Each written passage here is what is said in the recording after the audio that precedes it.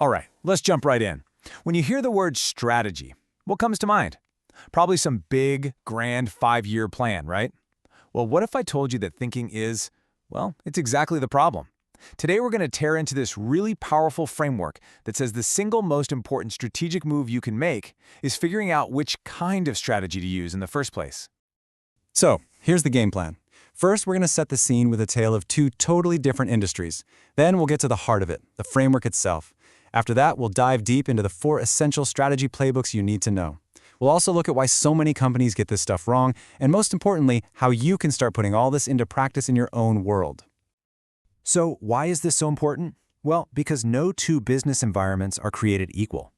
Trying to use a single strategy for every situation, it's kind of like trying to use a hammer for every single job. I mean, sure, it's great for a nail, but what about a screw or a bolt? You're just going to make a mess. It just doesn't work.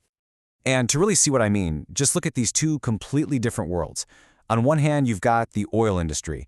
It's predictable, it's slow-moving, and the barriers to entry are just massive. The name of the game is all about defending your territory.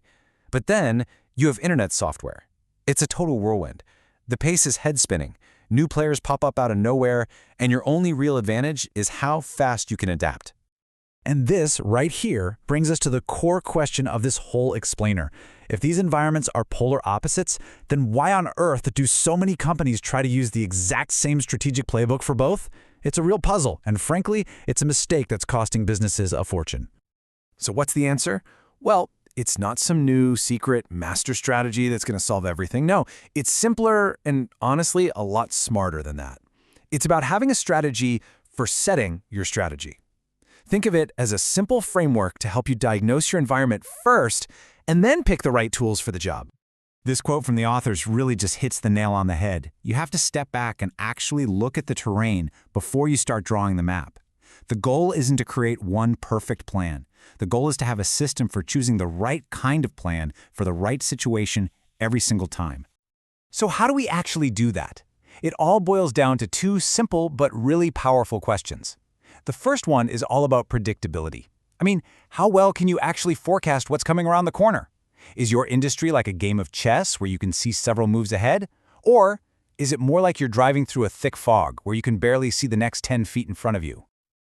Okay, the second question is all about power. The authors call it malleability, but let's just think of it as your ability to change things.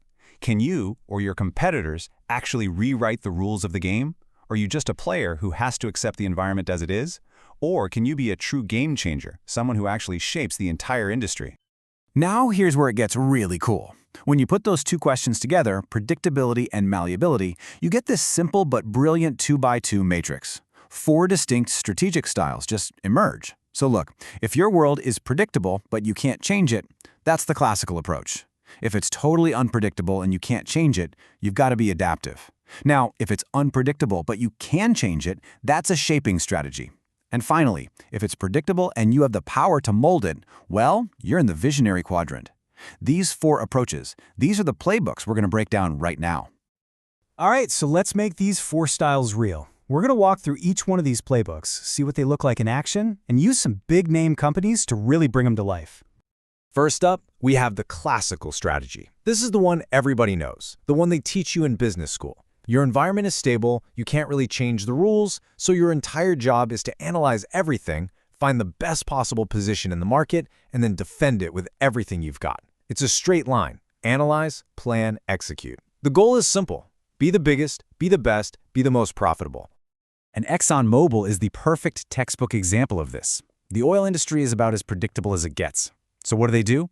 They create these incredibly detailed 5, even 10-year plans, all focused on wringing out every last drop of efficiency. It's a rock-solid plan, maybe revisited once a year, all designed to do one thing: defend their dominant position. But what happens when your world is the complete opposite, totally unpredictable? Well, that 5-year plan is basically useless. It's not worth the paper it's printed on. In that world, you need an adaptive strategy.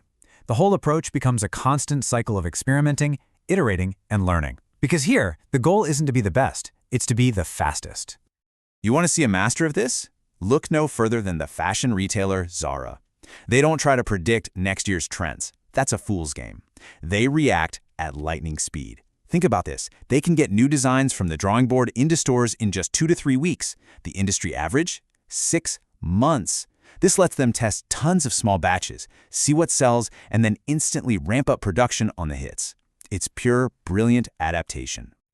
Okay, now we get to a really fascinating one, the shaping strategy. This is for environments that are unpredictable, but, and this is a big but, you actually have the power to influence them. So you don't just react to the future, you help create it. The approach here is to engage a whole ecosystem, partners, customers, maybe even your competitors to build a new platform or a new industry standard. Your goal is literally to write the rules of the new game. And Facebook's platform strategy is the perfect example. Back in 2007, they did something radical. They opened their platform up to outside developers. They couldn't possibly predict what the next hit app would be. Farmville? A new photo editor? Who knew? But they didn't have to. By creating this ecosystem, they shaped the entire future of social networking to revolve around them. And last but not least, we have the visionary strategy. Now, this is for those pretty rare situations where you can both predict what's coming and you have the power to make it happen. This is your classic build it and they will come approach. It's all about having a crystal clear vision of the future, making a huge, gutsy bet on it, and then just persisting until that vision becomes a reality. The goal here is simple. Be the very first to create a brand new market. Just think about UPS back in the mid-90s.